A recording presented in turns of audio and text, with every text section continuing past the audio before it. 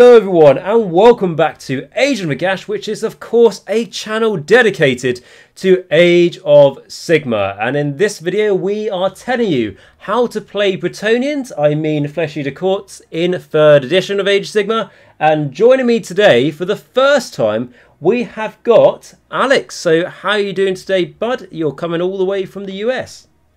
Yeah, I'm doing good today. Happy to be here to talk about my bloody boys. Fan-bloody-tastic. So what reason why we're doing this video here, and it might be the start of a new series if you guys do like it, it's talking about how to play armies in the new edition. I asked you guys on a poll if you would like me to do this when 3rd edition came out, and you guys overwhelmingly said yes. However, instead of me just producing content for the sake of, I don't know, views and whatever, straight away said how to play all these armies in the new edition, I thought let's wait a couple of months so we actually get the experience first, and then let's do these videos. And one of the reasons why we've got Alex on, rather than him just being a very nice person, is that as much as I love Flesh Eater Courts, it's one of my favourite armies of all time, I don't actually have too much experience with it in the new edition, so I didn't feel completely comfortable just talking about it by myself. And I know Alex has got a deep love for this army as well, and he's also got a fair bit of experience, considerably, in 3rd edition already with them. So I thought, what a better excuse to have you on the channel, buddy. Yeah, I've actually only played Flesh Eater Courts since 3rd edition came out, exclusively them.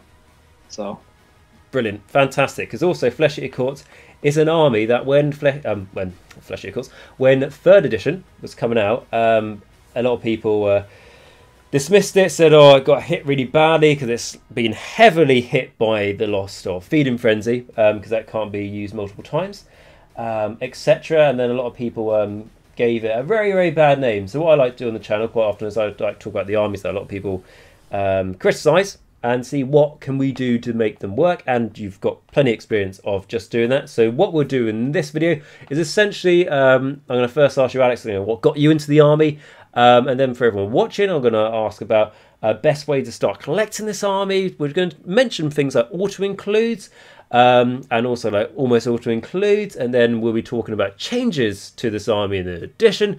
We'll do a quick review of how to build for different sub-allegiances, and we'll go through 2 lists we have got from yourself, Alex. Now, it's kind of basically 3 lists, but 2 of the lists are quite similar, but a slight difference, and then the 3rd list is a bit different. So we've got a Gristlegore list, a Feast Day list, which are fairly similar, and then we have got a Hollow Morn list as well. So if you guys are interested in those things, make sure you stick around for that. And then we'll be doing a nice sort of like summary talking about all the Flesh Eater Courts in this video. And what I will say is, because this video is going to be kind of like a summary video when we go through all these different topics, bear in mind that if you do want more in-depth videos on Flesh Eater Courts, I have literally got at least, I don't know, about 20 hours of updated content for them. So go check that out on the Flesh Eater Court playlist on my channel. It's the longest Flesh Eater Court series on YouTube, like a lot of my army series I do. So check that out. Plenty in-depth for your content there.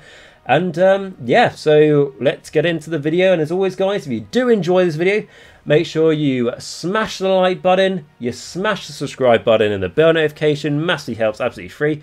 And if you've got any more questions, put that down in the comments. And if you think you know someone who would enjoy this video, make sure you share it with them.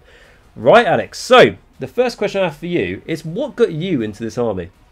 Well, as much as I wish I could say it was the gorgeous models and the terrifying monsters, it'd have to be the story and the lore. There's just something about all those aforementioned, like, terrifying monsters and whatnot.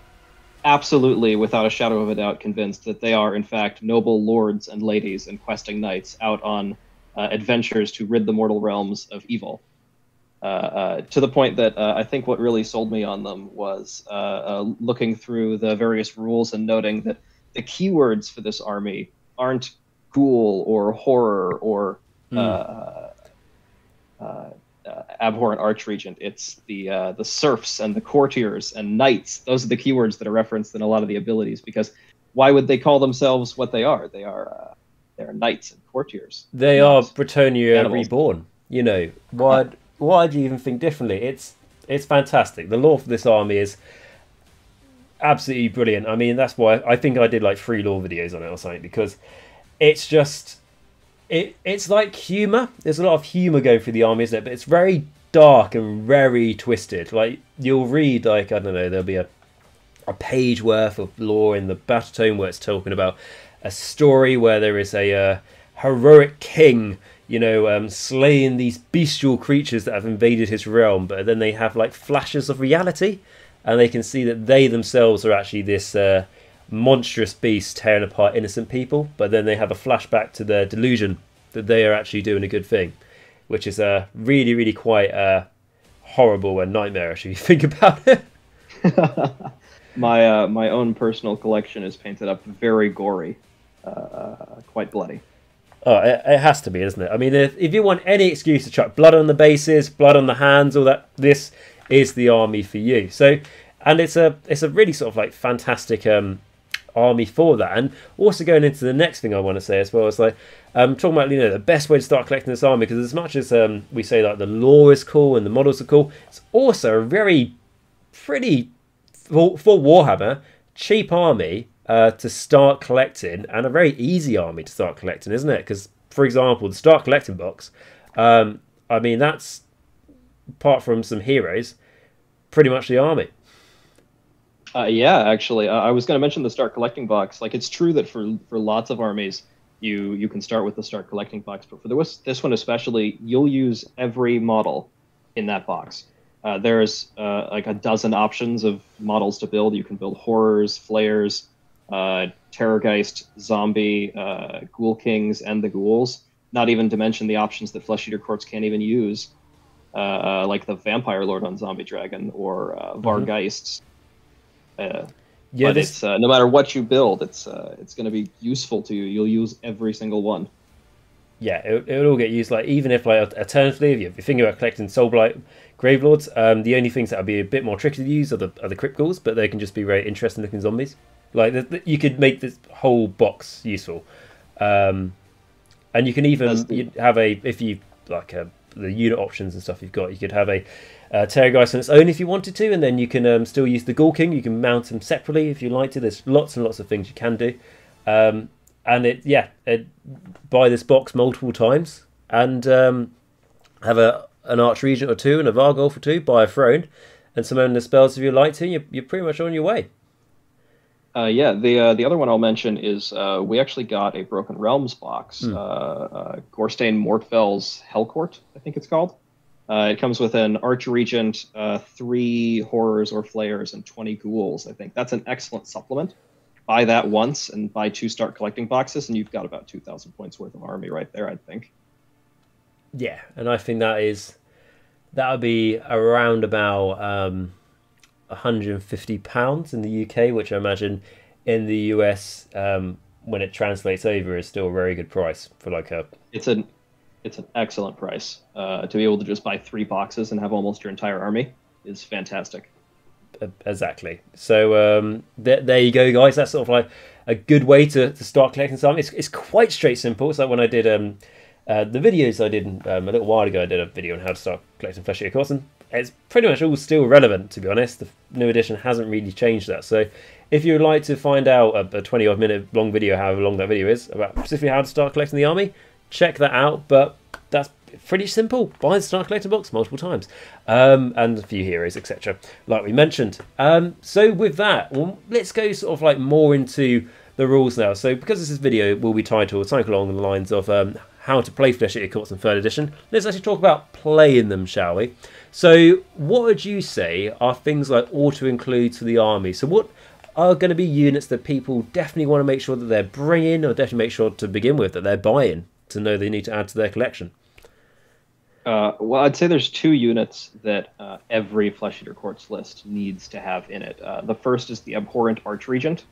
It's this tiny little model for 240 points that can summon about 160 to 200 points worth of models for free.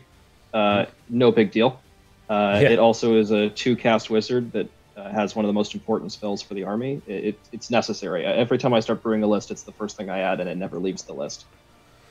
Oh yeah, I mean, like, I think in 2nd edition, pardon me, his spells were so good that I would actually invest so much into making him be able to be like +3 to cast, just to get the what's the name of that spell again? The D3 extra attacks. Ferocious Hunger. It targets a unit within 24 inches and gives them +D3 to all of their weapon profiles. Yeah, I mean, I know you can't do this anymore because rule changes and stuff, and it's not legal anymore. But you used to have him +3 to cast, have a Balewind Vortex. Now that's 30 wholly within range, so you're still in range of the Terrorgeist when they moved up the board. But that spell is fantastic. He's healing a flat. Is it a flat 3 wounds or is it D3 wounds? It's a flat 3 wounds a turn. He's really quite durable. A 4-up save with the Death Ward for 6-up and healing flat 3 a turn with a potential heroic recovery as well. If he gets into combat, he's pretty deadly and pretty durable. But I think the goal is to not get him in combat. He's too important of a piece. He's important because he's going to be sitting somewhere on a throne, isn't he? A lot of the time. Not all the time. I actually usually start my Archregent off the throne, but sort of hidden near it, because then I can move him forward more easily. Okay, so is that like, and then you plan to summon things with him later on? He just needs to be within an inch of the throne to summon for free, so he doesn't need to actually be on it. Oh yeah, sorry. When I mean on, I mean just within range. I don't mean on as in range to be shot at. It's like really easy to be seen. It depends on the army you're up against. If I'm up against KO, he's definitely on the throne, for example. But... Yeah, definitely 100%. Can he garrison the throne, or is this going to be a really no question? It's going to throw us off. He can. So the throne can garrison a hero with 8 wounds or less, and the Archregent has 8 wounds, so he just fits. It just fits. That's pretty good then. Cool. Yeah. So auto include for him. Was there going to be any others? Yeah. There's definitely another. I would be amiss if I didn't mention the Abhorrent Ghoul King on Royal Terrorgeist. The infamous Flesh Eater Courts model. Staple of lists everywhere. Yeah, even if you don't collect the army, you know what it is. This is a monstrous model that only got better in 3rd edition. It is a hero and a monster, so it gets all the benefits of heroic recovery and monstrous rampages. Its innate War Scroll ability summons units, but you can use the heroic leadership to do that for free on the first turn of the game. It is terrifying. Terrorgeists as a whole are terrifying because of their Gaping Maw trait, where if they roll a 6 to hit, it does a flat 6 mortal wounds to the opposing unit. And the Ghoul King has a mount trait that can let them re-roll that hit roll. Yeah, it's insanely good for what it is, and I think that's also a very good point you've made there, with the changes to the command points in Age of Sigmar being a lot more available. Where in 2nd edition you might not have had that extra command point to use in one of your Abhorrent Ghoul Kings on Terrorgeist to bring like 3 knights on, 3 Crypt Flares, Crypt Horrors. You're most certainly going to have that now to be able to. Yeah, if I'm not using heroic recovery to keep him topped up, I'm usually using heroic leadership on him because he'll either use it on the first turn to summon a unit in for essentially free, or he'll use it later on to use Feeding Frenzy for free on himself. Yeah, it just works out really well. So that's like, a positive change that we've seen come for those Flesh Eater Courts there. And yeah, so I mean, if we didn't mention the Abhorrent Ghoul King on a Terrorgeist, I think we would get booed in the comments because it's just so easily down as an auto-include. Like, I find it quite hard to write a list without one in there. He's so much more durable in 3rd edition now as well, with heroic recovery, his own innate D3 healing a turn, and you can put an Amulet of Destiny on him now. It's very tough. Yeah, like 100%. It means he doesn't. If he wanted to, he had that Unholy Vitality spell, didn't he? But he doesn't have to cast that. Now he can just get that 5 up. It's even better. You can use your spells for other things, like Blood Feast for even more healing if you need to. He just feels fantastic in the new edition. Yeah, it's a lovely change for him. And then, would you say we'd go on to like the almost auto includes now, or is there any more you would like to add? No, I feel like these almost auto includes should be here in auto includes, but almost, which is perfect for their position. I wanted to talk about the Vargulf Courtier and Crypt Horrors as almost auto includes for 3rd edition. Specifically as a pair together. Yes, do tell why is that a good idea for them to be paired together? All Courtier units have an ability in Flesh Eater Courts called Muster, where they roll 6 dice at the start of the hero phase, and for every 2 up, you get to heal a surf unit, your crypt ghouls, and for every 5-up on some of them, you can heal a knight, or some of them have specifically crypt horrors or crypt flayers, but the Varghulf heals everything. He's just a healing machine in a 10-inch aura. And crypt horrors are 5-up saves, but they've got 4 wounds each. They come in units of 3 for 125 points, and they heal a wound every turn. So for 250 points, you're bringing in 24 wounds worth of horrors that heal a wound every turn, and you heal anywhere between usually 2 to 3 dead models a turn from the Varghulf being nearby. Yeah, that's really good. And horrors have became... I think they may have only been like 130 in second edition, top of my head, so they've only came down 5 points. But when I saw them the other day for the first time, the new points cost of 125, it's just so cheap, isn't it? Especially compared to the expensive crypt flares of 180 points. Yeah, it's a mind-boggling, actually. In my mind, crypt flayers and crypt horrors are pretty comparable in terms of their efficiency on the table, but a unit of 3 crypt flayers costs 180 points. 180.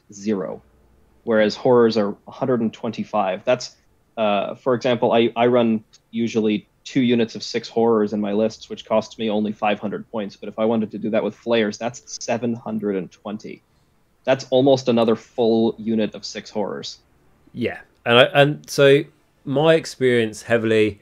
In first edition, I played with loads of crypt flares. I think back then, the reason why I went so heavily with crypt flares, I've bought, and I probably still own about, I don't know, 27 crypt flares or something in my collection. And the reason was because I'm pretty sure they were very close to, or they may have been exactly the same points as crypt horrors. They were a lot closer.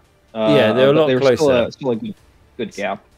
But with the huge gap in difference now, and the other thing as well is that I'd just like challenge you a little bit on that, because from my experience with third edition is that there's a lot of things out there with better saves, because everyone, once per phase have got access to all-out defense. Would you not see the crypt horrors being a problem because they don't have the rend? Yes, their attacks are fantastic, 2 damage each, potentially 3 damage. But with that, a lot of free-up saves going around, things like that, is that not a big problem for them? Not particularly. As Flesh Eater Courts, you have the opportunity with the Archregent to give extra attacks to your units, and you're fighting twice with Feeding Frenzy. So you're very much a volume of attacks army already. And when we're talking about volume of attacks, Crypt Horrors have less than Crypt Flayers individually per model. But each of those attacks is worth more potential damage and is more consistent because Crypt Horrors usually have full rerolls to hit. You heard me. Full rerolls to hit, which is just fantastic.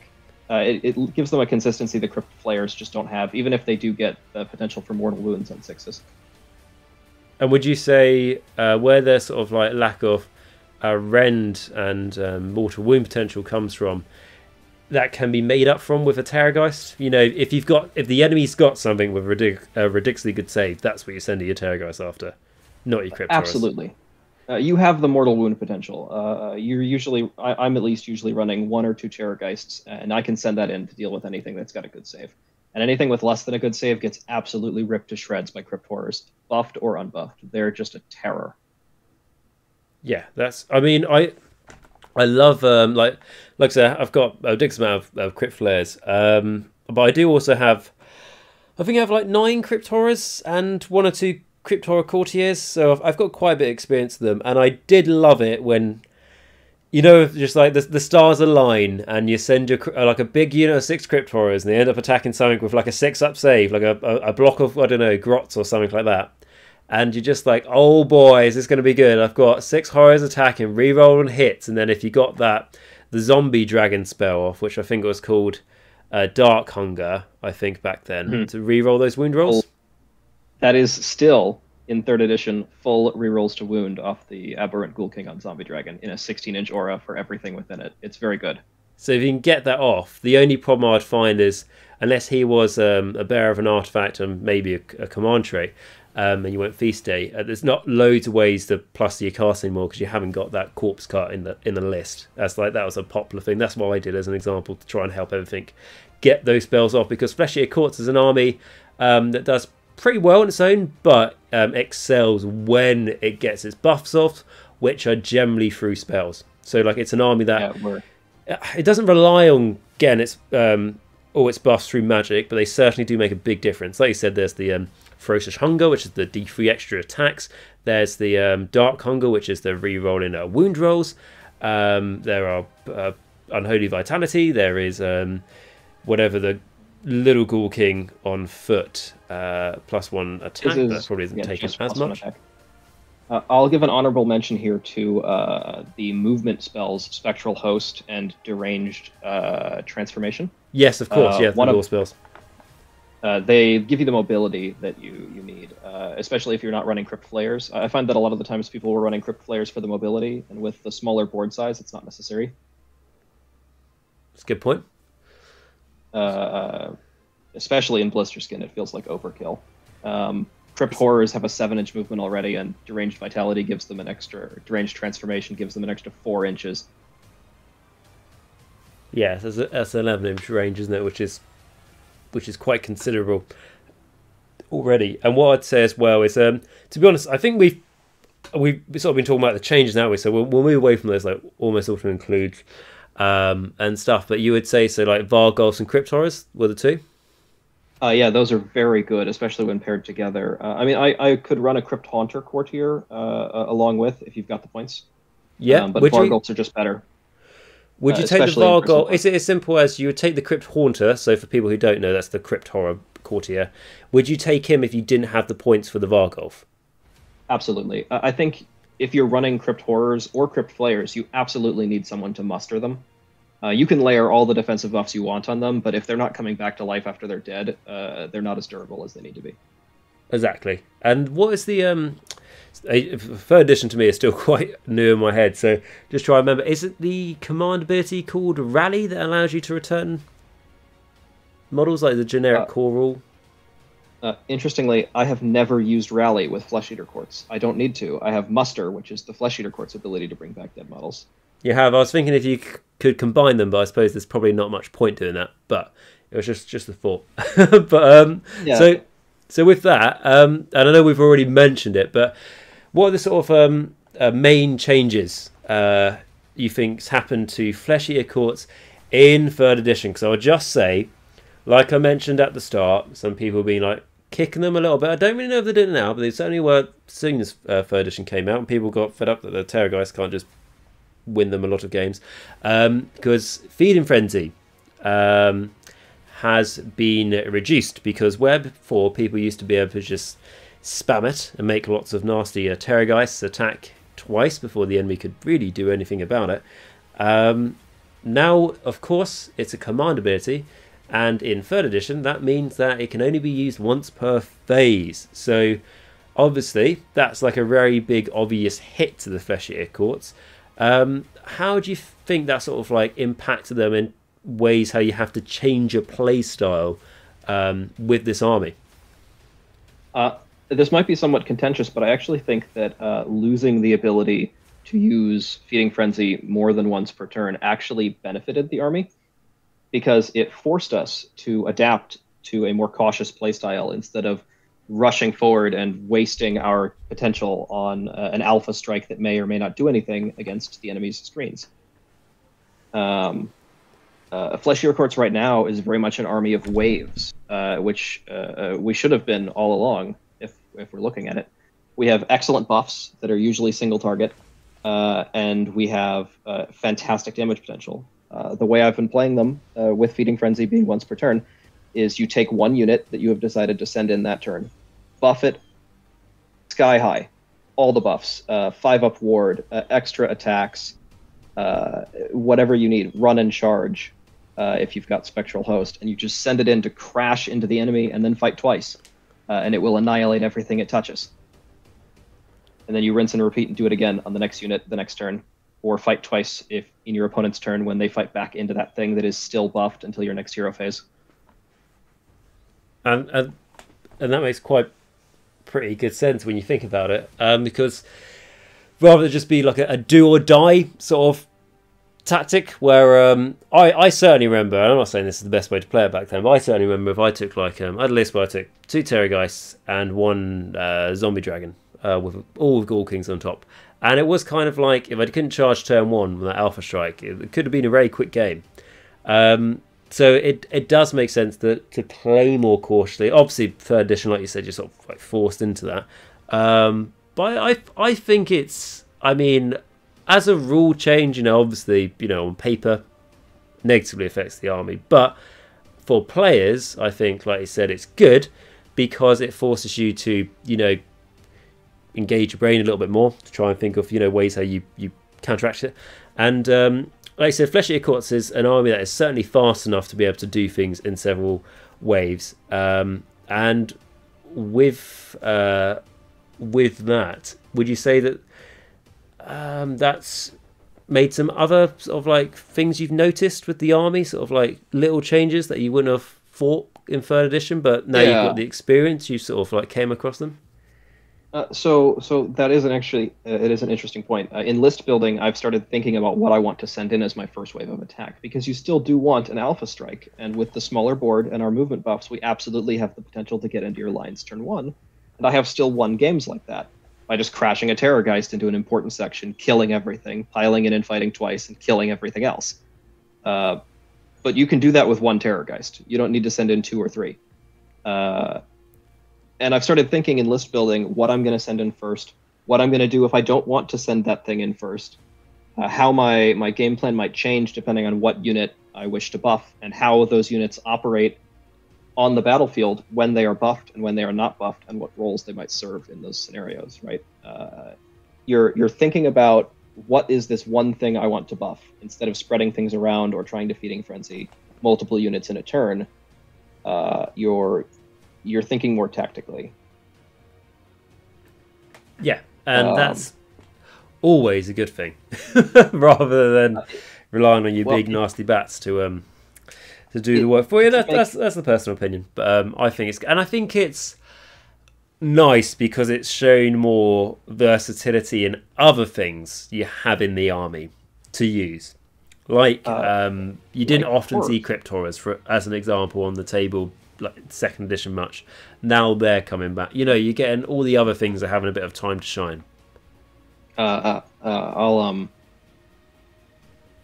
sort of lost my train of thought there, but I've been thinking of in regards to a lot of parallels with chess, and treating your models with particular roles. For example, I've been referring to the Ghoul King on Terrorgeist as a queen in chess. It's a model that comes out in the mid-game and sits back as an existential threat to your opponent to be deployed basically anywhere you want and threaten any piece on the board.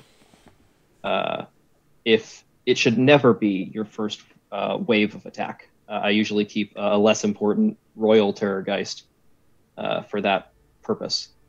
You have this extremely powerful piece, the most powerful piece in your army, arguably one of the most powerful models in the entire game, at your disposal. You shouldn't waste it on screens. Hold it back, wait for your opponent to split up their forces a bit, give you an opening, and send it in to hit them where it really hurts. Yeah, I agree. It's not just something to be used so heavy-handedly. It's kind of what I'm getting. I think that's a fair enough point. And obviously changes to Flesh Eater Courts. You could, me and Alex said before we started this video we could talk about it for 2 hours. But as this is more of a sort of a summary video over the main changes, would you say that's it for the Flesh Eater Courts? Like the sort of main changes we've mentioned, or is there anything else? One thing in regards to the horrors, horrors are extremely durable, especially with an Archregent or an Abhorrent Ghoul King on Terrorgeist backing them up. His War Scroll spell gives a 5-up ward. Mystic Shield is a spell. All-out Defense is an effect that you have access to. Putting all of these together on a unit of 6 Crypt Horrors in the middle, I've gone up against 2 Gargants into a unit of 6 Crypt Horrors, and they have come out the other side with models remaining and healed almost all the way back up to full strength the next turn. They are nearly impossible to kill, and they are a hammer, or they are the anvil upon which you can balance your hammer. Well, that is good to hear. And on that note, though, what I just say, because we've talked a lot about Crypt Horrors, and it's the same problem Crypt Flayers have, is that because the units are free, I would sort of, first looking into Flesh Eater Courts in 3rd edition, I'd sort of be thinking, run them as MSU, so like multiple small units, because if they reinforce themselves by once, so go from a unit of 3 to unit 6, they're then having to adhere to those new coherency rules. And I wondered, because they only have 1 inch range, I think, how much that essentially bugs them up in the new edition for them all to be able to fight. Is that a problem that you've came across, or it's not as bad as you think? Not at all. You can still get 4 Crypt Horrors in to fight by doing essentially 2 triangle formations connected with each other. All of them will still be within range of 2 other models. And the other important thing to mention is that as soon as you lose even a single Crypt Horror, that is now a unit of 5 and can do whatever it wants. That is a fantastic point that I didn't think about yet.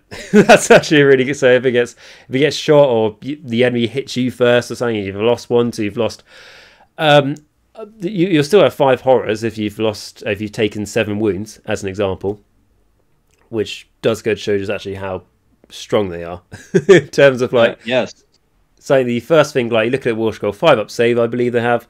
And then obviously all out defense or Mystic Shields brings 4-up save, Unholy Vitality, then the 5-up, and then that they've naturally got a 6-up if they're near heroes.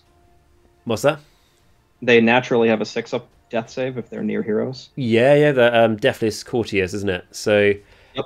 It shows actually, and then obviously bring the models back with the Vargolf or the other Courtiers. So it does go to show just how durable they can be, which is quite cool. You sort of like talk it all out and stuff, and you see actually, it's an important thing to note with the Flesh Eater Courts. They have so much synergy and things like this, and those Crypt Horrors getting re-rolling all their hit rolls and all that, which you see like more than just beyond their stat line. If you read into those synergies, they can be done, and not too hardly as well. Like all out defense, a command point there.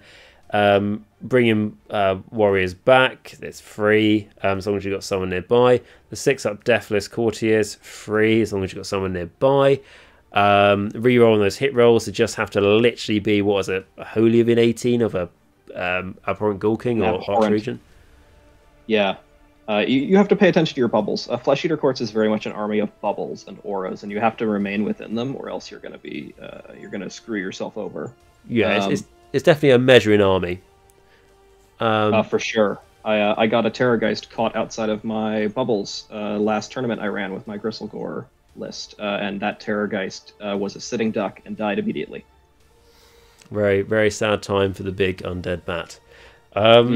Right, and yes, I think, to be honest, we'll summarise it there, I think, for the changes to the army. But with that, we'll go over this sort of stuff again, really, because the next thing I want to do is do like a quick review of how to sort of build for the different sub-allegiances. So the sub-allegiances are the grand courts, the Flesh Eater Courts. So we have the like Hollowmourne, Gristlegore, Blisterskin, and I'm trying to remember the other one, Morgaunt, Grand Court? Morgaunt, close enough.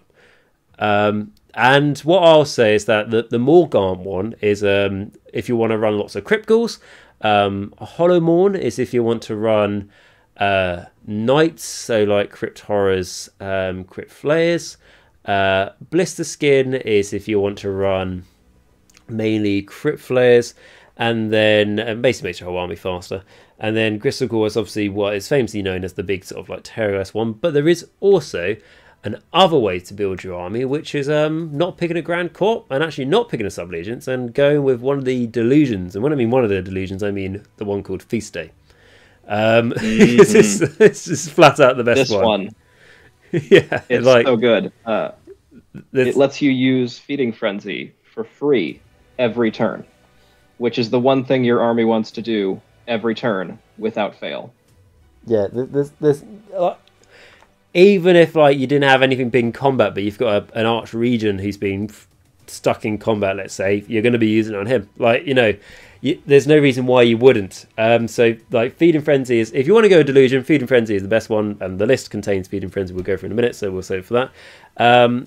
But I think as simple as I put it, for those sub-allegiances, the Grand Courts. I know that you have got mainly experience in the Hollowmourne and the Gristlegore, with obviously Feast Day as well that we mentioned.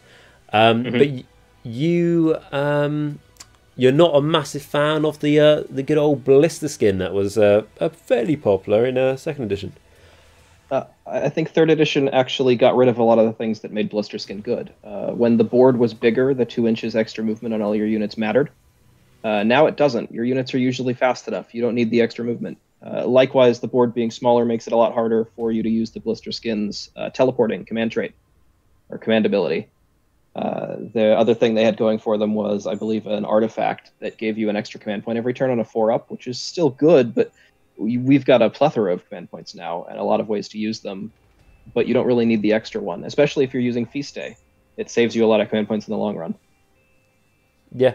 There's fair enough, and I can say, like, as someone else, I played a lot of Blister Skin in 2nd edition, probably like early on, sort of 2nd edition, and I did find it very useful. And there was things like I'd sing loads of praises about the whole on a 4-up getting that extra command point in your hero phase, and but like you say, it's just kind of, that feels kind of obsolete now, and other things get.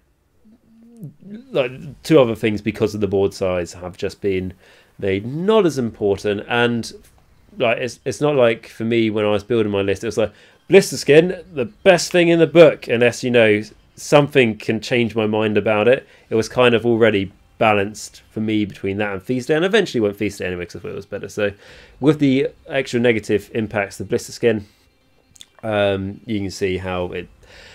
We say it's not really the best one at the moment, but obviously you like Hollowmourne, Gristlegore, and Feast Day. Do you want to talk about that now, or do you want to sort of talk it through when we go through your lists next?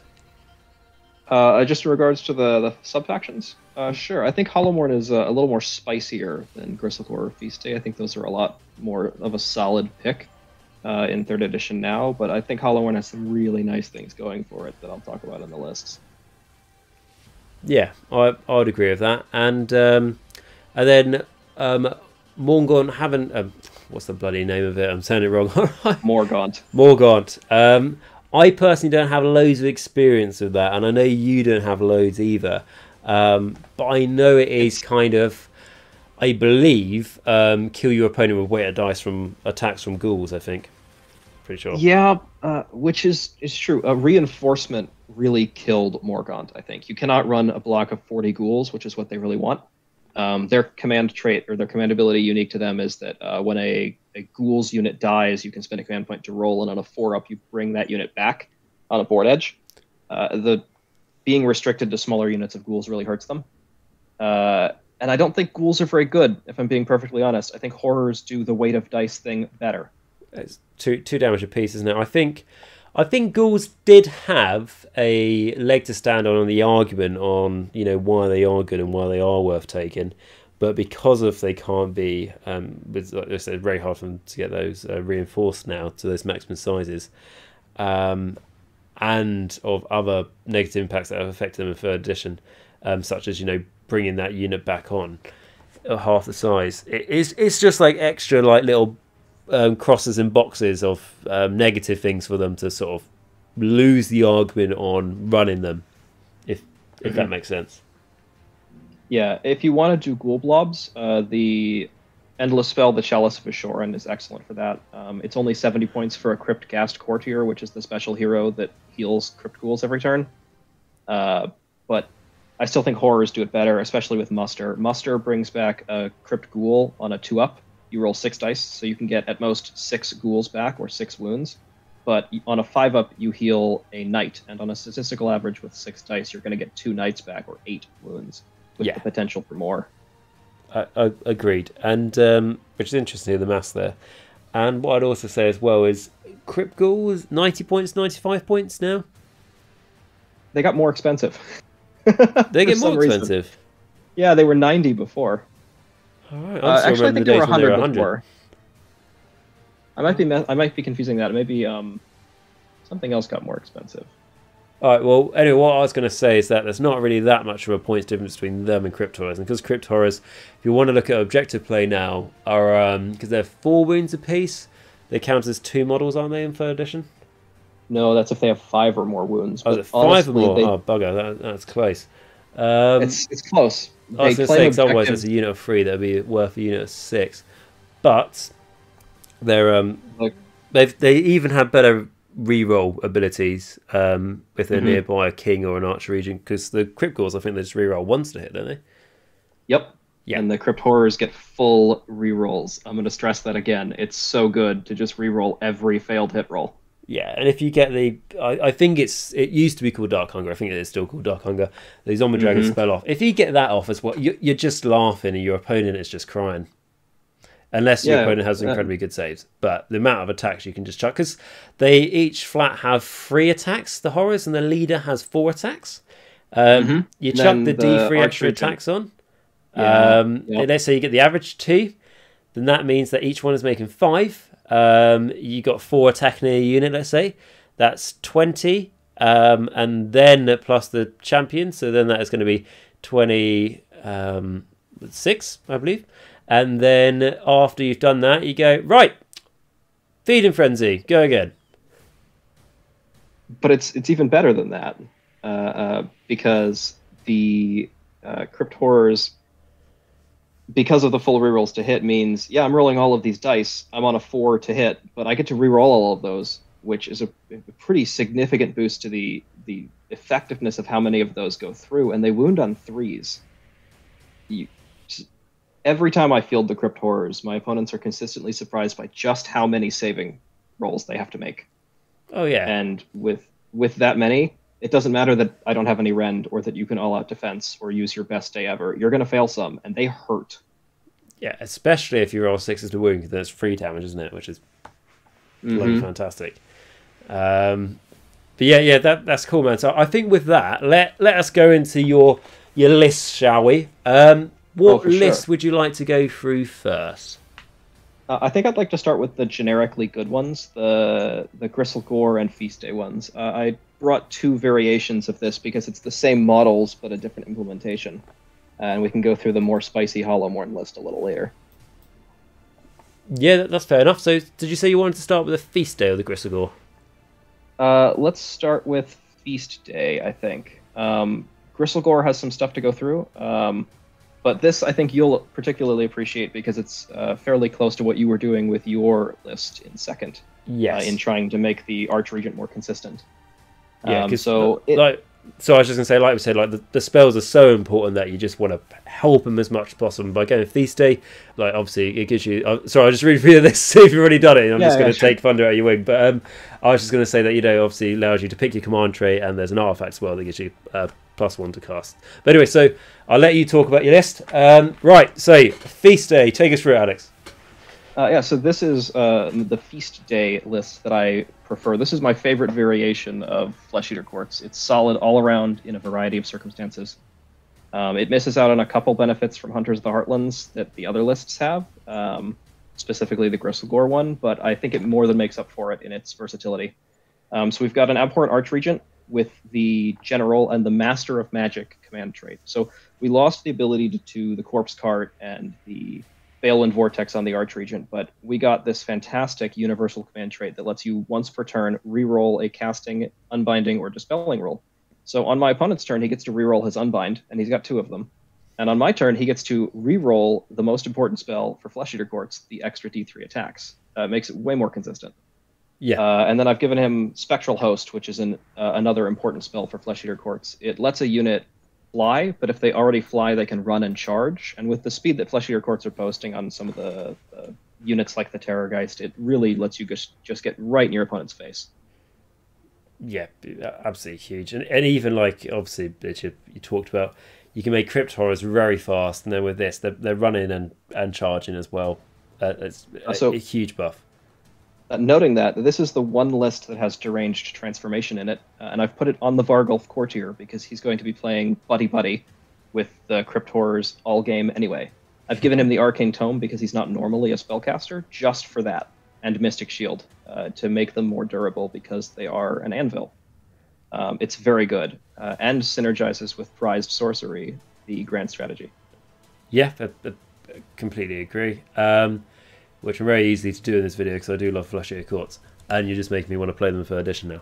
But the Varghulf, so good. The Varghulf Courtier also has the just little things I like Arcane Tome, but then makes him a Flesh Eater Court wizard, doesn't it? Yeah, he is such a buff machine for the Crypt Horrors. He's going to heal them and restore them every turn. He's going to buff their defenses or their speed. He's going to give them that ward save just by being nearby as a hero. He's just fantastic when paired with them. Very much a linchpin of their effectiveness. But we've also got the most scary model in all of Flesh Eater Courts in this list, as with all of the lists, and he'll have a pretty similar loadout. Abhorrent Ghoul King on Royal Terrorgeist, 445 points, and well worth it. Amulet of Destiny makes him really hard to kill. A Gruesome Bite is that mount trait that lets him re-roll those hit rolls to get those 6s to hit for flat 6 mortal wounds. And then that lore spell is Blood Feast, which is the old Vile Transference from Vampire Counts.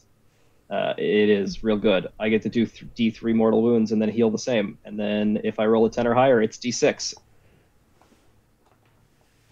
Yeah, it's a really good spell. Like, as well as I think when I first was playing Flesh Eater Courts in the new battle tome, well, I say the new battle tome, the second battle tome when it came out, I was kind of, I think originally for me, I was kind of along the lines of like, I love the ones that buff your movement, and then after that, I like all the rest were kind of the same. I didn't really think about them, but I have revisited them probably in the last year, those spells, and yes, they definitely can be good, like Blood Feast, things to not forget about because it can definitely make you guy even just more of a pain in the arse to try and bloody kill. That is the whole point. Is he is a terrifying DPS engine, one of the highest damage potentials in the entire game, and so the whole point is to make him hard to kill, because once he gets out there, he's not exactly difficult to kill. He's not on a 2-up save or anything. So keeping him alive is really important. He heals D3 a turn. Blood Feast can heal him D3 to D6 a turn. Heroic Recovery can heal him D3 a turn. And with a 5-up ward and 14 wounds, he's suddenly very difficult to take down. Yeah, no bloody doubt. And then, of course, you've got your men of the game, shall we say? The 3x10 Crypt Ghouls. What are your thoughts around that? It's not because they're the battle line, is it? They're the only battle line choice for this option. But still hold an objective screen, whatever. I find that a lot of opponents tend to ignore them because when I'm playing, I'm presenting some very serious threats that they need to answer, and Crypt Ghouls are not part of those threats, and they just can't divert their attention away to deal with them. So I can just sit on an objective, circle around the board, do whatever I want with them, and generally just not get punished for it. Exactly. And then going into the next bit, which is, although we have the Abhorrent Ghoul King on Terrorgeist, we have the 2x6 Crypt Horrors, which is, I mean, it's only 500 points. It's not even that huge amount of investment, but I'm going to say a large investment, obviously, in Crypt Horrors with the Varghulf. And what's your sort of plan around there?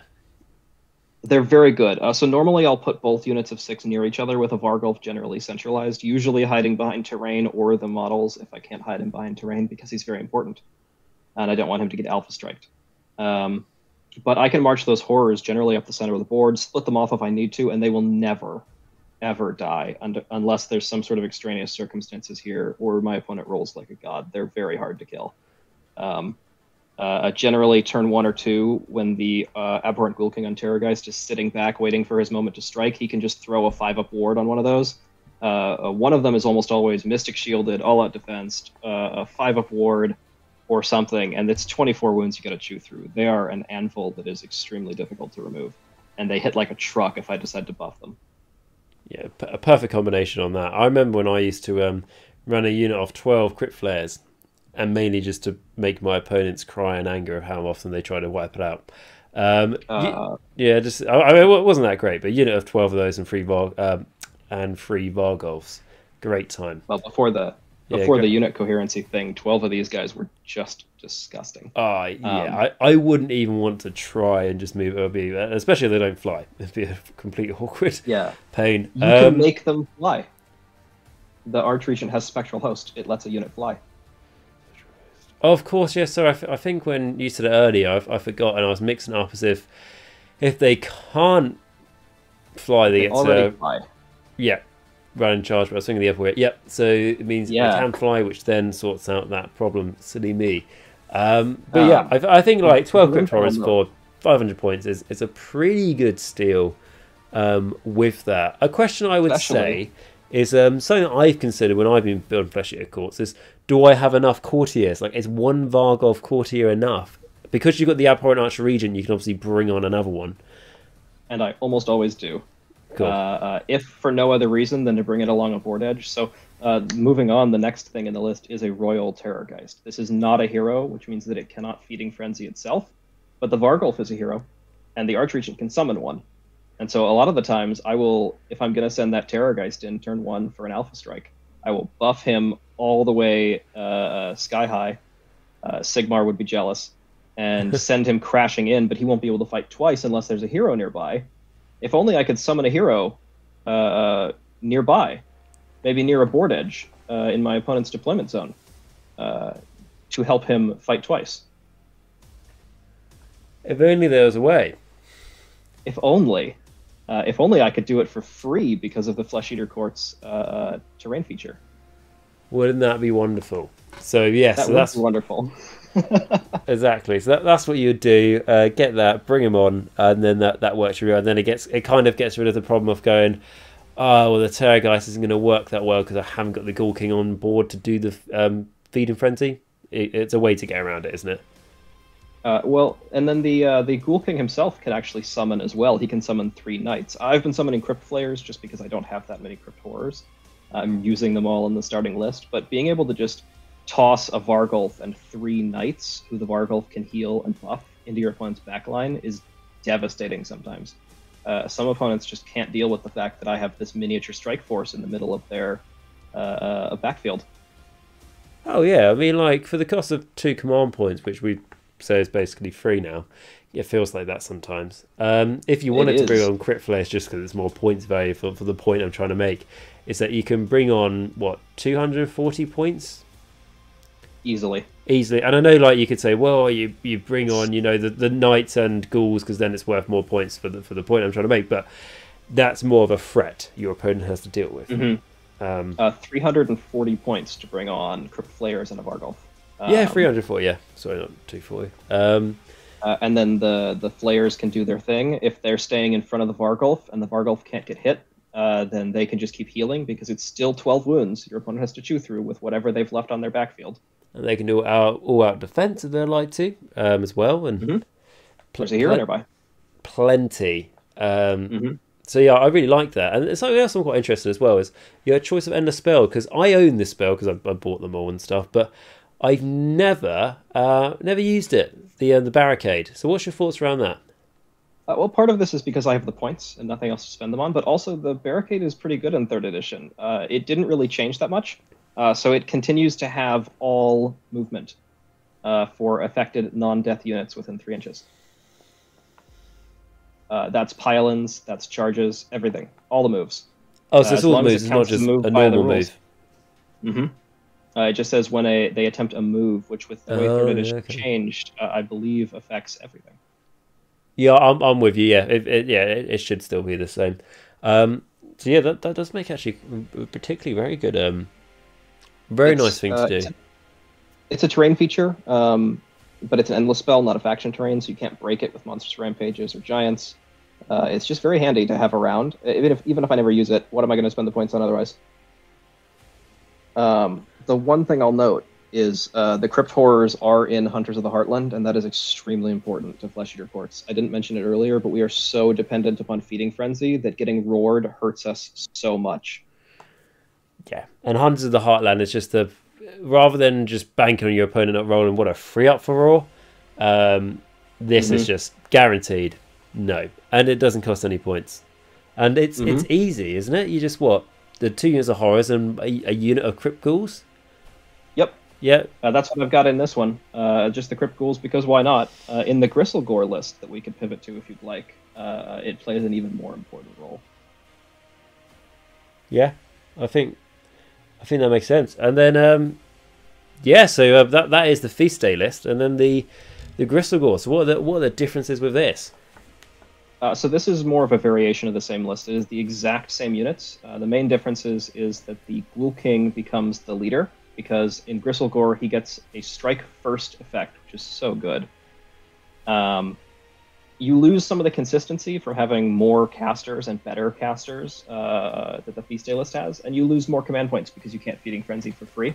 But what you gain is battle line Terrorgeists, which means because they have the battle line role and not Behemoth, you can put it in a Hunters of the Heartland battalion.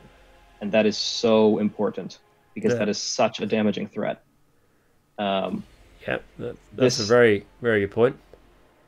Gristlegore also benefits it very nicely as well, because Gristlegore has a unique command ability to allow a hero or monster that has not fought to fight when it dies.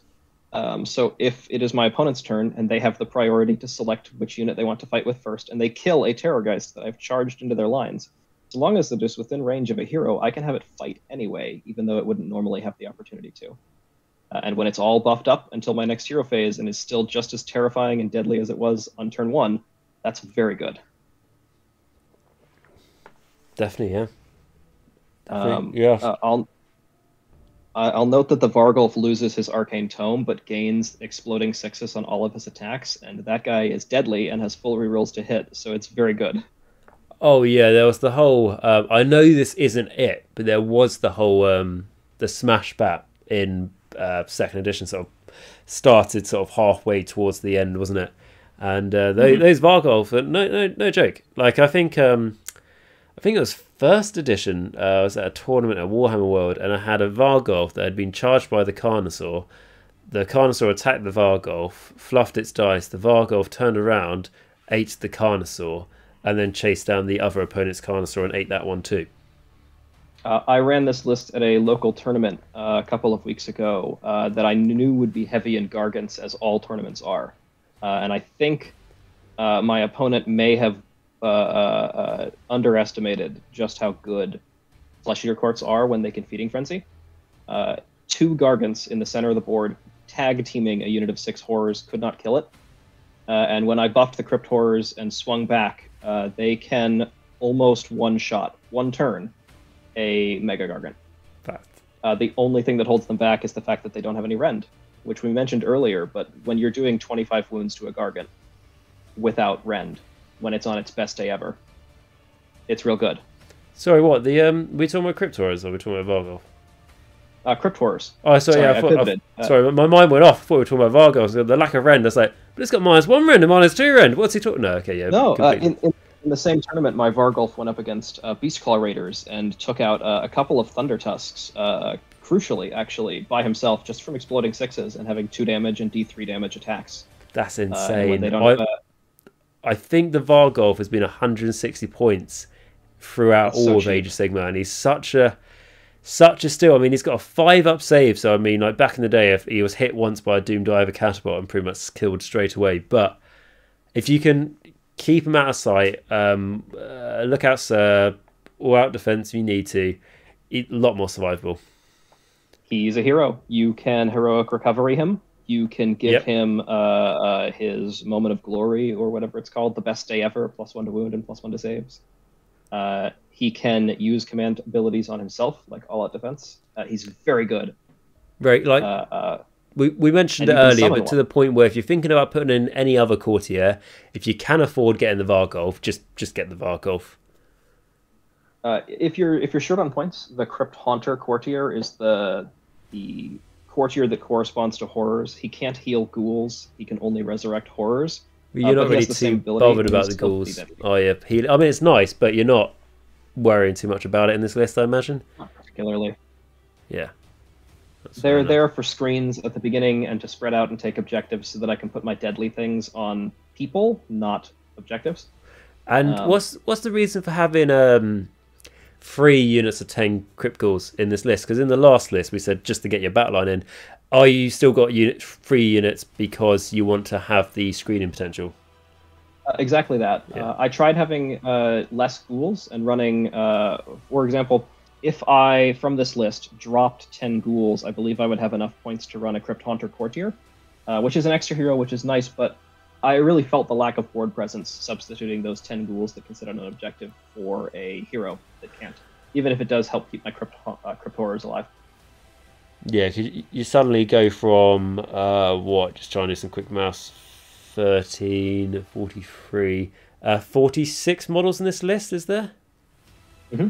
So you suddenly go from 46 to 36, which is quite. And I know you can obviously bring more models on and stuff with all your summoning, but yeah, it does hurt. As someone that I used to run, like I said, a lot of crypt flares and stuff, I'd have a army that has like I think it had like 1 Terrorgeist in it, but it had like, I don't know, 21 models or something. And it is hard to have that board presence. So and importantly, I felt like I didn't really need the muster. It was overkill. Because one Vargulf generally does a well enough job, and I can summon another Vargulf in every game. Yeah. And if I don't need that Vargulf to babysit the horrors or flayers I summon in with him alongside, he's got a 10-inch move and he flies. He can just go babysit that other unit of 6 horrors. Yeah, I think I agree, and I think something that a word we haven't used to describe Flesh Eater Courts yet is with your summoning, it's a real toolbox. Because for the Arch Regent, he can choose what he... I mean, I know the Abhorrent Ghoul King can choose flayers or horrors, whatever is needed, but the Arch Regent really has the option. And what I'd say with the Arch Regent, particularly if you're quite new to Flesh Eater Courts, is you might hear people and go, oh, just summon 20 ghouls every time, because it's like for points, it's the best value, but that's not always the case. I think I ran a list a few times back in 2nd edition, I'm trying to remember. I don't think I even had a Vargulf in the list, just because I was guaranteed hiding my Abhorrent Ghoul King so it couldn't be shot off turn 1 and just summoning a Vargulf. The point I'll make on that is that yes, the Arch Regent can summon 20 ghouls, and that's in previous editions 200 points, and now it's 190. Yes, it's a significant points value worth of things. But what are 20 ghouls going to do on the edge of the board by themselves? Be a distraction.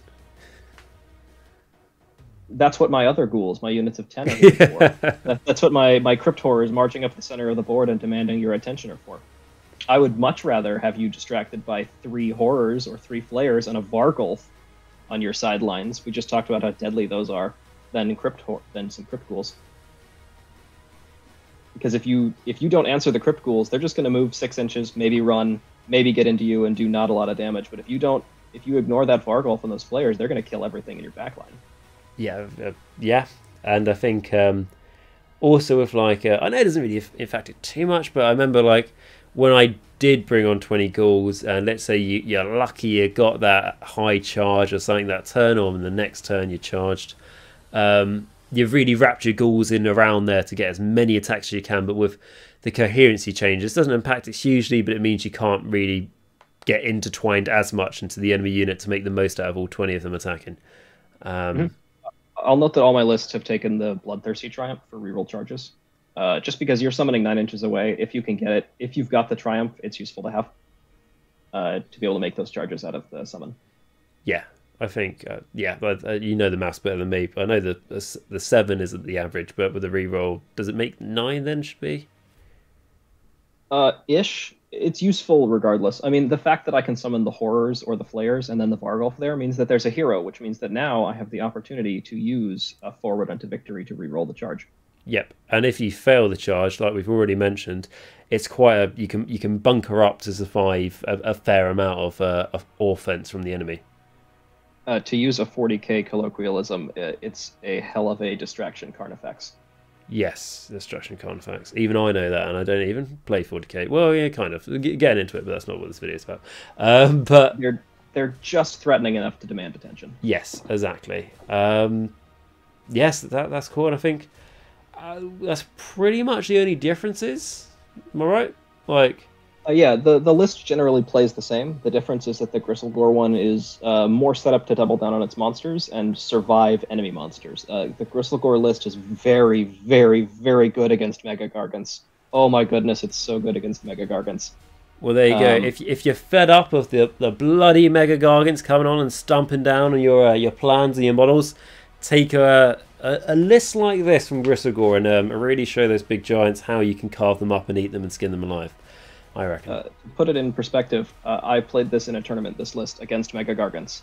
And like a fool, I mismeasured and did not keep my Terrorgeist within 12 inches. This was the one where he was a sitting duck, and some Gargants swooped in to kill him. And even having lost 300 points out of my list and one of my big heavy hitters, I still kept neck and neck with the Mega Gargants player and kept probably the most intense game of 3rd edition I've ever played without a Terrorgeist. Wow. Just Crypt Horrors against Mega Gargants and just smashing into each other, and the Crypt Horrors being unable to fully take down the Gargants, and the Gargants being unable to kill the Crypt Horrors completely. Just a fantastic game, but very, very good against Gargants, and would have been a very different game if I had not lost a Terrorgeist. Yeah, because I think also what I like as well with the Terrorgeist, the Abhorrent Ghoul King or Terrorgeist, is as good as he is and as much as he can add to the army, he doesn't really... He's not the synergy key. So if he does die, it's not the whole machine's going to fall apart. No, that's kind of why I like having Crypt Horrors in my lists. All 3 of my lists have those 2x6 Crypt Horrors because they're very good with a Vargulf or 2 nearby, just as a thing that you can lean back on, even if everything goes wrong and you lose your Terrorgeist. Yeah, I completely agree. So with that, let us go on to the different lists. So we talked about Feast Day, we talked about Crystal Gore, and then we'll go on about the Hollow Mourn list. So this is something that's a little bit different from what I've seen personally, which I don't mean that in a bad way, I mean that in quite an exciting way, because this is something a bit different.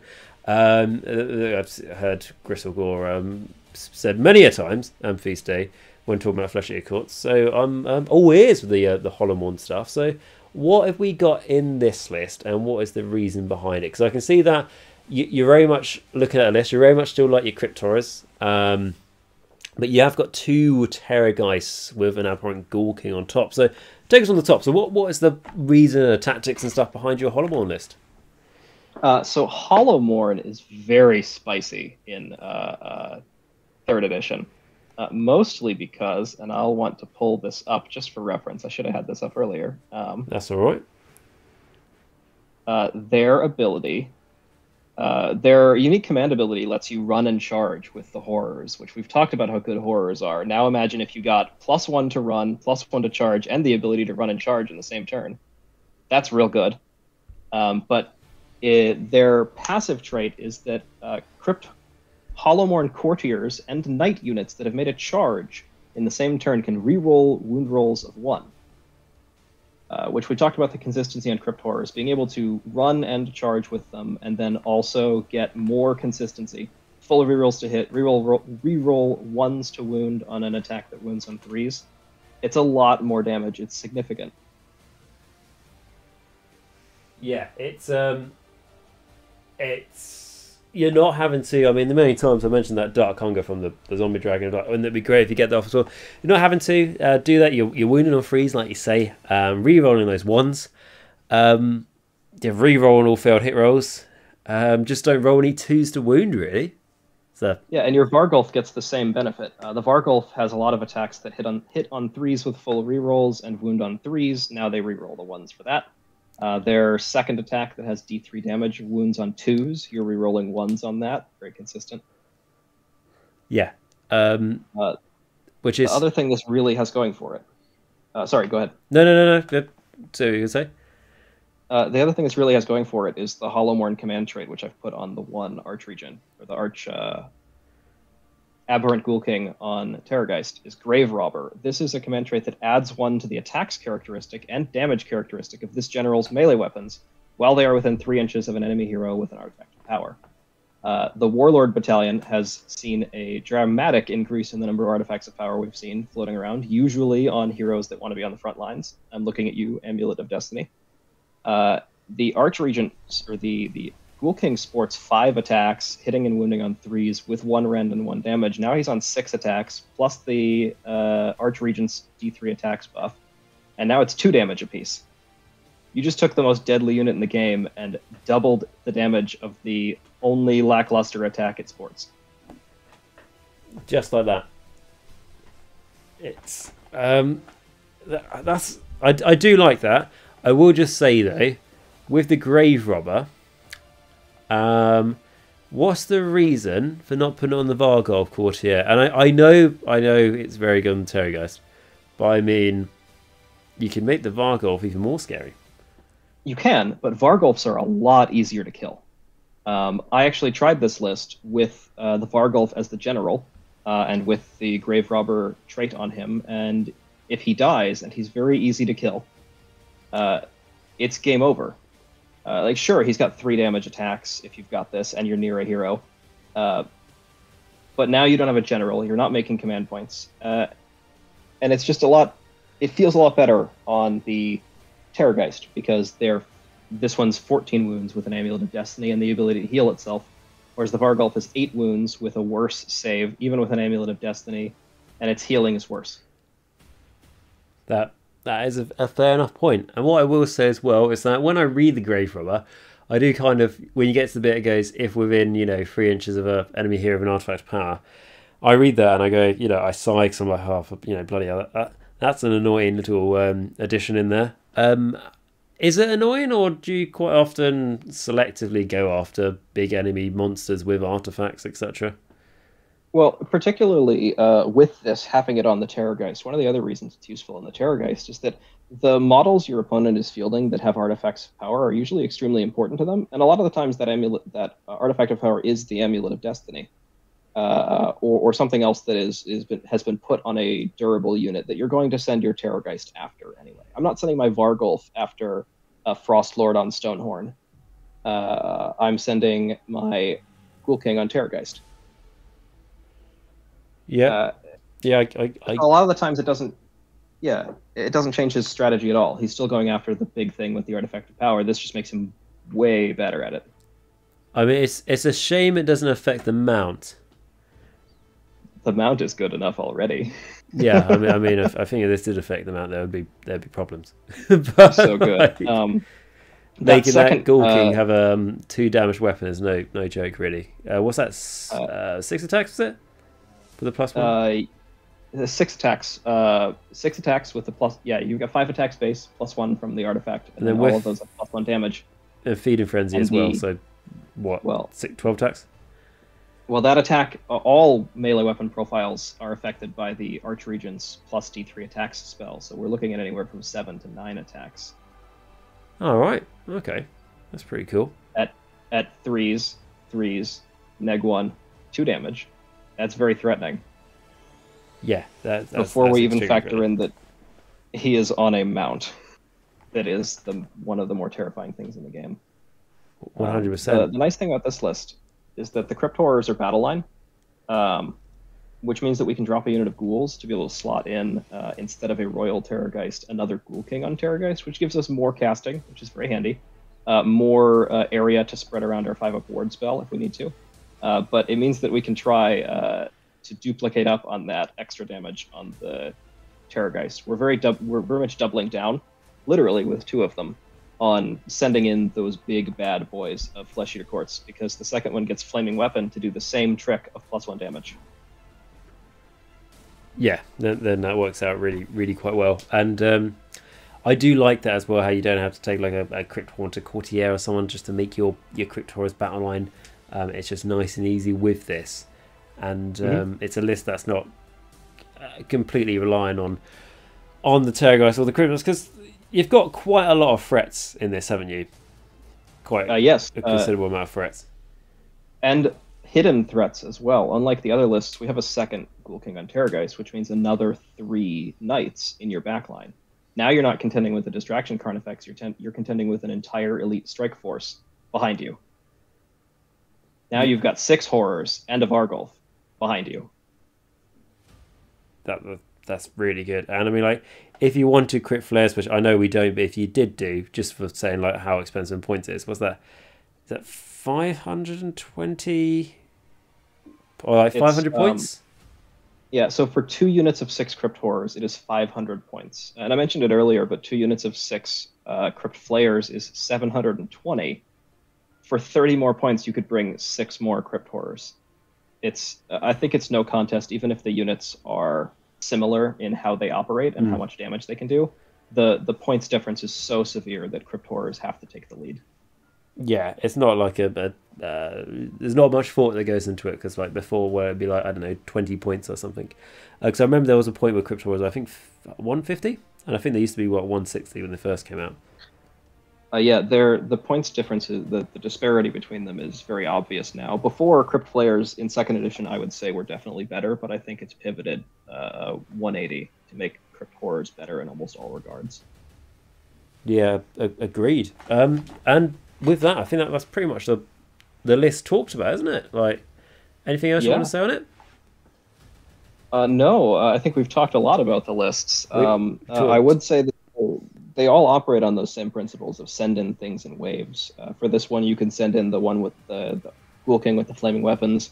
You don't have to worry about summoning a Vargulf near him. He can Feeding Frenzy himself. He's less valuable than the one that has the amulet and all the buffs, but still no less deadly. You could just bombard your opponent with threats. That's what Flesh Eater Courts is about. Here are 4 or 5 extremely threatening things. It doesn't matter which one you kill. I'll buff the ones you didn't kill and kill you with them. Exactly. And when it comes from, well, they'll get rid of the things your buffers, if it was. What's out in the synergy? The Abhorrent Ghoul King gives the the Abhorrent Archregent even gives the D3 extra attacks. But Feeding Frenzy, good luck trying to stop that, because that's gonna you've got plenty of things that are gonna give that away. There's even if you go after the sources of the buffs, right, which is one of the more efficient ways to stop Flesh Eater Courts right now, that means you're ignoring the things that are hurting you. If you go after my Archregent, you're ignoring my Ghoul King on Terrorgeist. Oh boy, that'll bite you, literally. Yeah, quite gruesomely bite you, wouldn't it? I'd say with that. And yes, that's cool, man. And sort of last thing I just want to ask you, really, for advice for new people sort of like getting into this army, is obviously you've been playing this army for a while now, and is there sort of like any tips that you would give to a beginner starting this army, a tip that you would give them, which is something you have learned through your experience of playing, but also collecting the army? Because I know, like, one thing that is a pain with this army, no matter how much we want to say like it's good value and stuff compared to other armies, is I would like them to make the courtiers separate to buy. And I know the Vargulf is the easiest to buy separately, obviously, and is very, very good and better than the other ones. But it'd be nice if you didn't have to convert a Crypt Horror from a box of Crypt Horrors into the hero version. Yeah, I actually don't own the Games Workshop Vargulf model. I bought some some Vargskurs from Cursed City, and carved down some wings from some spare Crypt Horror kits that I didn't build the Crypt players out of, and put them on, and they look fantastic. That's a good tip for what I'd say. We've been talking about the Vargulf a lot. It's not it's a very old model. It's not easy to find, but the Vargskur is, and it's a very good substitute. Yeah, it looks bloody awesome, that model. Definitely cool. Definitely recommend it. The other tip I'd give is that it's really easy, just like with Khorne for this army, to rush straight in. Challenge your opponent's army with your entire army turn 1. We're very fast. We're very deadly. Restrain yourself. Send in what needs to get sent in. Hold the rest back until you know where you need to send them, especially that Ghoul King on Terrorgeist. He is not a ballistic missile aimed at the center of your opponent's lines. He is a sniper on Overwatch. He is waiting for his moment to strike exactly where it's going to hurt your opponent the most.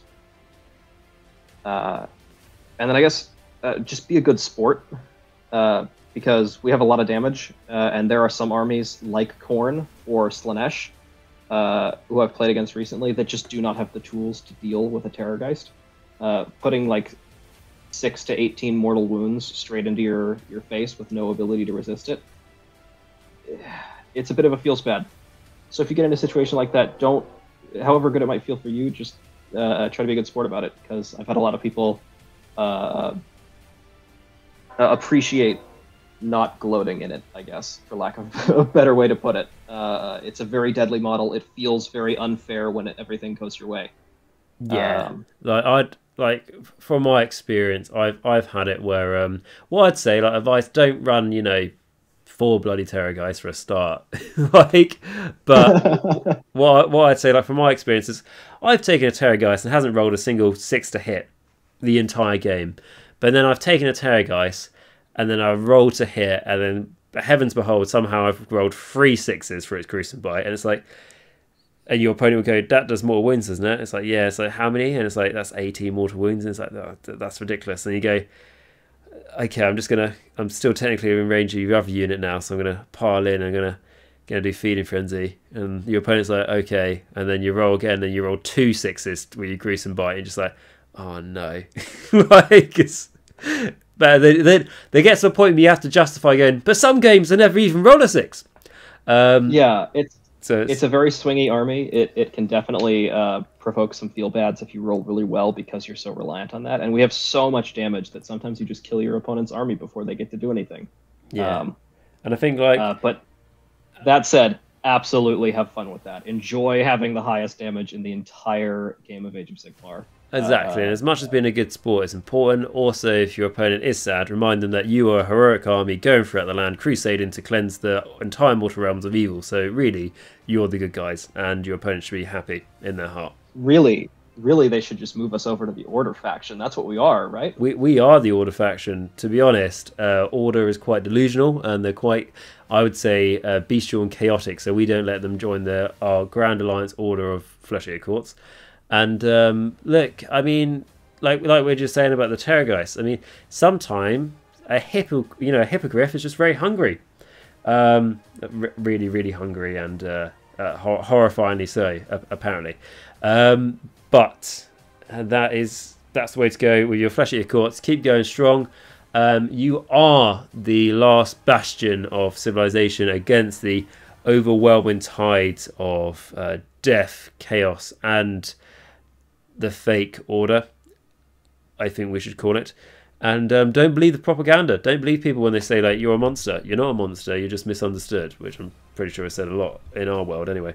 But with that, that wraps it up. So I want to say thank you to yourself, Alex, because of this video, a lot of it has been sort of like sprinkling in my knowledge, Flesh-Eater Courts, but as your knowledge is very fresh in 3rd edition, I was very keen to hear your thoughts. So thank you very much for being the sort of the one supplying a lot of the information today. I do appreciate that, and I hope you had a bit of fun. First time you've been on a YouTube video, I believe. So yeah, hopefully it was good.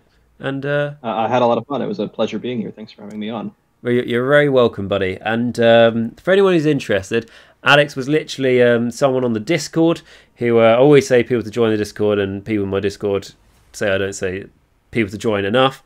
And so if you'd like to join the Discord, feel free. There's a link to it in the description of this video. And Alex was on the Discord, and I saw you talking about Flesh-Eater Courts, and I thought, like, very keen person to see if I wanted to do a video on them. And here we are. So if you're very, very keen on an army and you would like to get involved and do a video with me, join the Discord, and then that's a discussion we can have. Because if I am to make this into a full series and do a how to play X army in 3rd edition, I'm not going to sit here and lie and go, yeah, the Disciples of Zeech or Caravan Overlords as an example, yeah, I know exactly how they play. I'll tell people how they play in 3rd edition.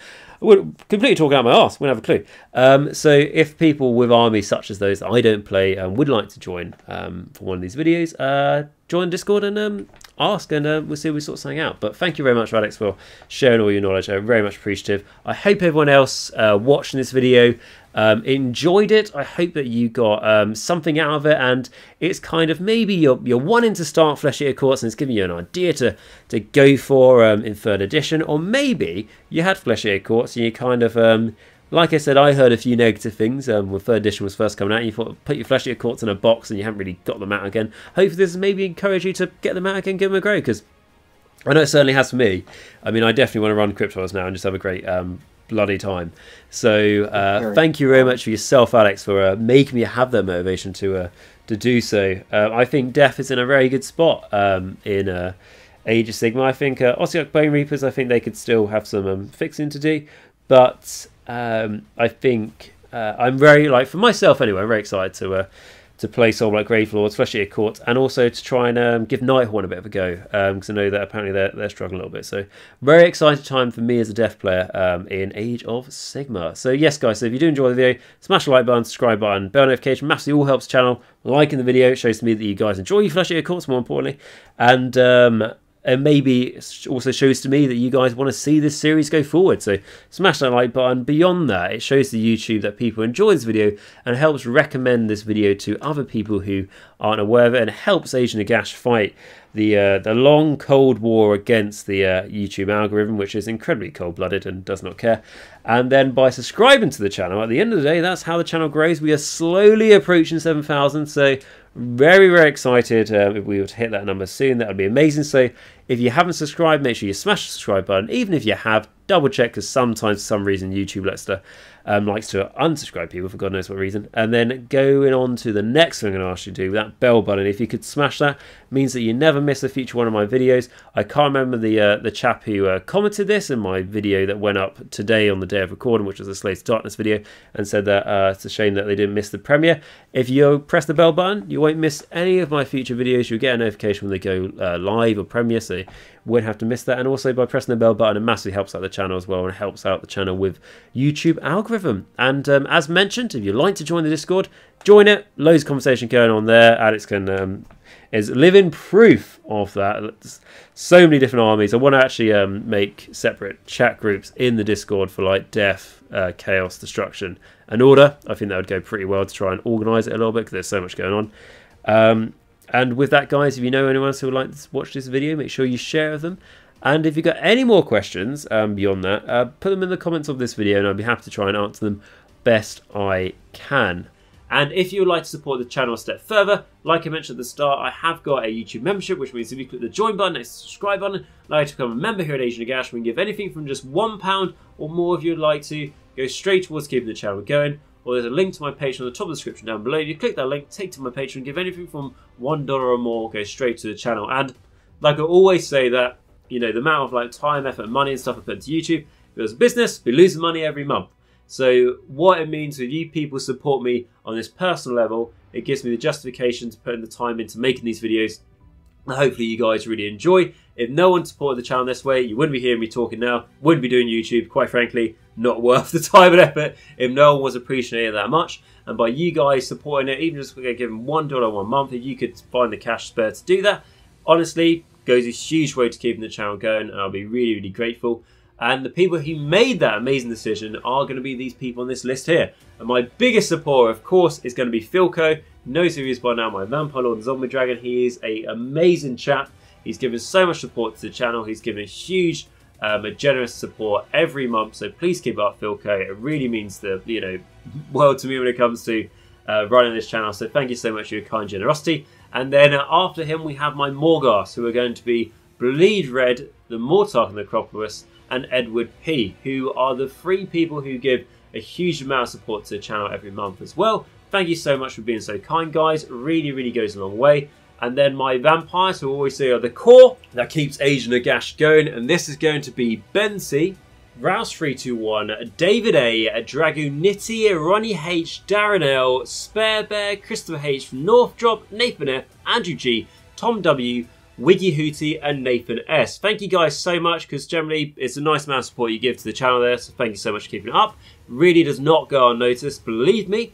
And then going on to my Necromancers, which are Jacq.l, RadiationRiley, AW77, Dice Sagas, WolfNick, Michal W, Cranky Wombat, Tom M, Christopher C, Christopher F, James S, Thomas B, Steve T, James T, Patrick F, JJ, R Christopher, Sception, Arnold G, and Shaun S. Thank you all so much for allowing me to keep going, keeping this up, and helping get as many people into Age of Sigmar and continuing their Age of Sigmar journey as much as possible. And if anyone would like to become one of these amazing people, like I said, click the join button or the link to my Patreon on the top of the description down below.